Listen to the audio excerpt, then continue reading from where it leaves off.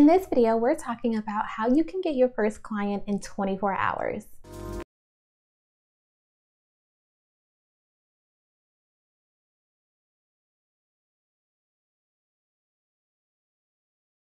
What's up YouTube? It's Natasha, the business recruiter. Welcome back to my channel. So when it comes to you actually being able to reach out to prospective clients, the biggest question that you probably have is exactly who are you reaching out to? Well, it's important to understand those individuals who are considered to have the most power within the company, because ultimately those are the individuals who you want to target. Individuals who are considered to be decision makers are going to be the ones who ultimately have the power to not only negotiate a contract, but ultimately sign it and put one in place. And when you're thinking about those individuals whom you want to reach out to, decision makers should be the ones who are in the top of your list. Now, those individuals who are considered to be decision makers are going to be those who usually have some form of a job title that has some form of influence within the company.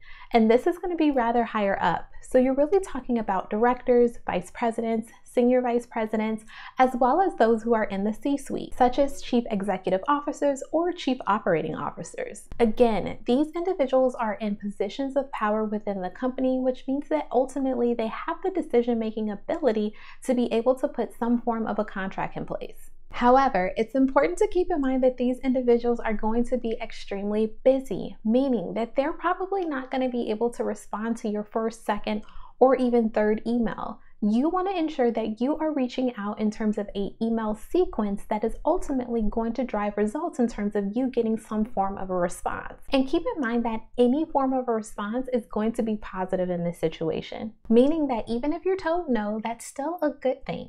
It means that your email sequence was actually working in terms of being able to grab their attention and ultimately having a call to action within your email that caused them to want to reply. Now, if you're enjoying the content so far, then be sure to go down below and hit that subscribe button as well as that bell so that you can get notified of all of my videos that drop weekly. So you're probably wondering, well, how many emails do you actually have to send in regards to being able to get a response? Well, this is ultimately going to depend. It's going to depend on the content of your emails, how long your sequence is, as well as the amount of decision makers that you have targeted. Ideally, in the very beginning, you want to send anywhere from 50 to 100 emails a day, meaning that you're reaching out to 50 to 100 unique decision makers each day.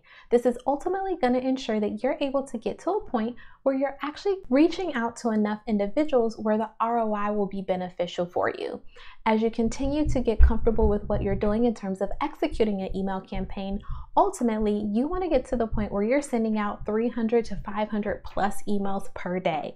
Again, there are going to be multiple decision makers that are within an organization, so it's not like you're just targeting one individual. And after you've completed your sequence, if you haven't heard from them, it's not to say that you won't reach back out to them. It just means that you'll try to target them a little bit later, and maybe it'll be a better time for them to actually be able to respond. Ultimately, when it comes to you actually executing a cold email campaign and reaching out to decision makers, it's all about having a game plan, ensuring that you understand exactly what your strategy is, what your email sequence is, what's the content of your emails, as well as who are those individuals that you are going to want to reach out to. Ensuring that you actually have a plan before you start executing a cold email campaign ensures that you are able to stay organized and ultimately have the upper hand in regards to the efforts that you're putting in. Well, I hope you found this video to be helpful. If you did, then be sure to go down below and hit that like button so others have the opportunity to be able to find my content. As well as if you're not in my Facebook group and you are looking to connect with those who are in the recruiting industry, then be sure to go down below and hit that link in my description box, because we are in there talking all things recruiting. Thanks for watching, and I'll catch you in the next video.